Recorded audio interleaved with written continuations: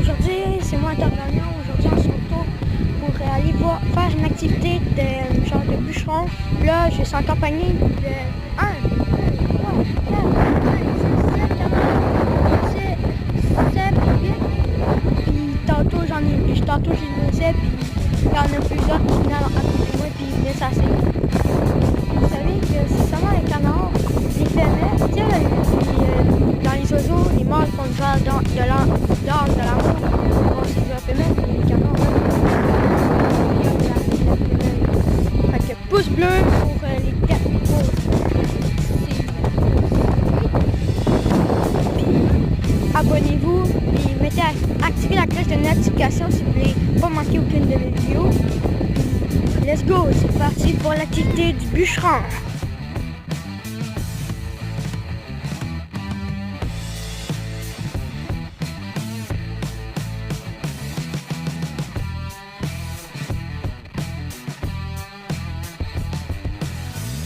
Bon, on est arrivé.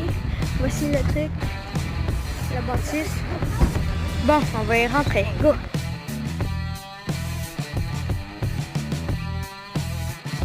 Je vais vous faire un petit film pour vous montrer ce qu'il y a à l'intérieur de la boutique.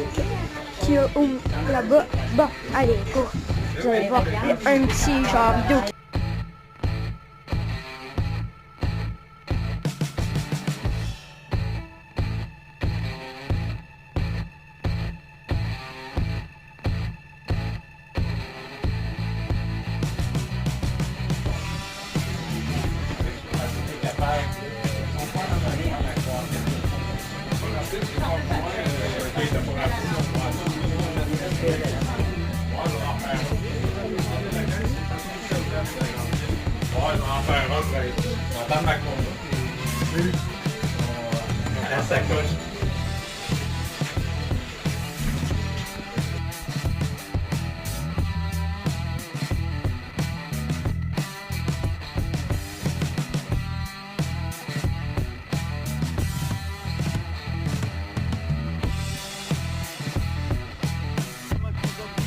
Autrefois, à travers les camps de bois rond qui sont ici, comment ça se passait il y a 100 ans, le mode de vie des hommes et les métiers qu'on trouvait aussi dans la forêt.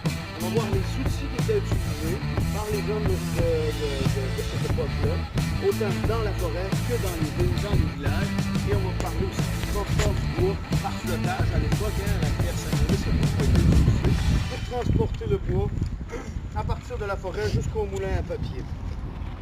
Moi, je viens d'ici, je viens de la Mauricie, juste pour le fun, j'aimerais savoir, vous êtes de quel endroit? Saint-Jean-sur-le-Richelieu, ok, oui, au Québec, bienvenue. Saint-Lin. Terrebonne. Terrebonne, bienvenue. Berthier. Ah ben tiens, de Montréal et puis Shawinigan. L'histoire qui est racontée ici, c'est bien sûr l'histoire de la Mauricie, mais ça va être semblable à ce qu'on va retrouver comme histoire dans les autres régions. Bien sûr que tout ce qui est tout le long du fleuve Saint-Laurent s'est développé avant toutes les autres régions, mais quand on a commencé à développer l'arrière-pays, ça se développe dans les mêmes années. Là. Ici, c'est au début du 19e siècle qu'on va commencer à avoir un peu des habitations, mais on ne peut pas parler de village déjà. Là. Au tournant de 1830, là, on va venir bûcher dans le secteur ici. Le Shawinigan, le Parc national de la Mauricie, l'autre bord, là, tout ça, ça a été bûché là, dans les alentours de 1830. Et en 1850, il y a le poste de grande pile qui est créé dans la tradition des postes de traite de fourrure. Si on a créé un poste ici pour ravitailler les hommes, pour faire escale, c'est parce que c'était la porte d'entrée de la Haute-Mauricie. C'est à partir d'ici qu'on pouvait prendre le bateau pour naviguer aisément jusqu'à la prochaine chute qu'on retrouvait là, à la Tuque. Fait que, en redescendant vers le sud, on va rencontrer une série de chutes et de rapides qui sont aujourd'hui devenus des barrages hydroélectriques. Mais à l'époque, quand on partait du Grand Fleuve et qu'on remontait, là, on va rencontrer le rapide des Forges, après ça la Gabelle, les chutes de Shawinigan, rapide des Hêtres, chutes de Grand-Mère. Puis il y avait aussi les chutes des petites piles puis les chutes des grandes piles. Les autres, ils ont été inondés quand on a fait le barrage hydroélectrique à Grand-Mère. Aujourd'hui, on va prendre le bateau puis naviguer aisément à partir de Grand-Mère, mais à l'époque, il fallait monter jusqu'aux grandes piles.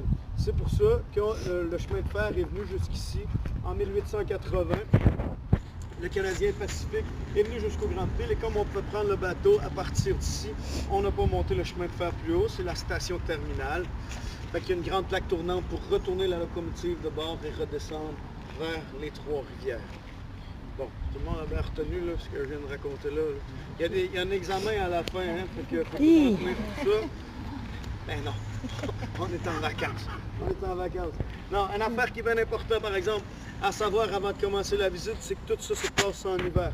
L'exploitation forestière se passe tout le 19e siècle et la majeure partie du 20e, ça se passe en hiver.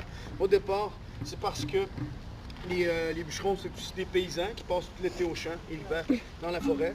Et les transports sont facilités aussi. En hiver, on navigue puis on voyage plus facilement sur l'eau quand il est gelé. Parce que pour marcher sur l'eau, on n'est pas Jésus, là, ça va beaucoup mieux marcher sur l'eau quand il est gelé. Fait qu'on va faire comme si on montait au bois. Imaginez-vous les hommes au 19e siècle qui partaient des Trois-Rivières et des environs, qui remontaient jusqu'en haut de la tuque. Ça pouvait leur prendre quelques jours, là, si c'est pas plus qu'une semaine, dans le gros fret, là, puis tout, ils passaient tout l'hiver au bois, puis ils redescendaient juste avant les fêtes de Pâques. Fait que ça va être bien plus facile pour nous autres, ça va prendre une peu d'imagination. On va faire comme s'il faisait bien frais.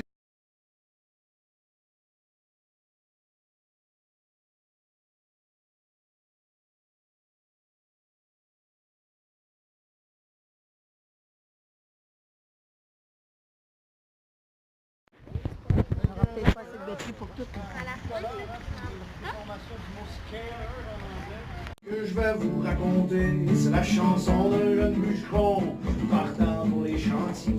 Le récit de cette misère, je vais vous le raconter, c'est de voir tous ces bûcherons dans les maudits chantiers. C'est de voir tous ces bûcherons dans les maudits chantiers. Pour ceux qui n'ont pas compris cette chanson à répondre,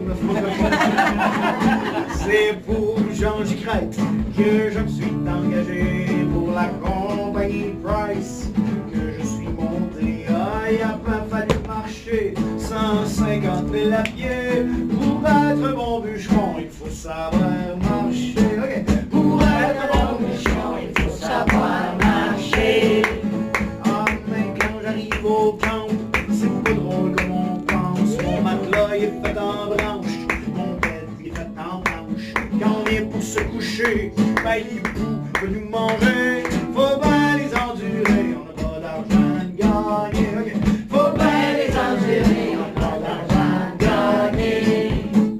Et le dimanche arrivé, parfois de peut-être bien se laver. Aussi la bébête linge, aussi le reprisé.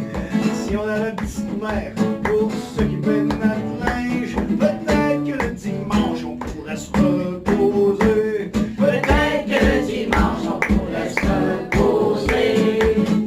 Et le printemps arrivé, on est tous contentés d'avoir de l'argent de gagner pour pouvoir aller se reposer. Mais en passant par Grande Pile, tu sais, des fois on arrête ici de prendre un petit coup de gin. 5 ou 6 jours après, j'étais encore cassé. 5 ou 6 jours après, j'étais encore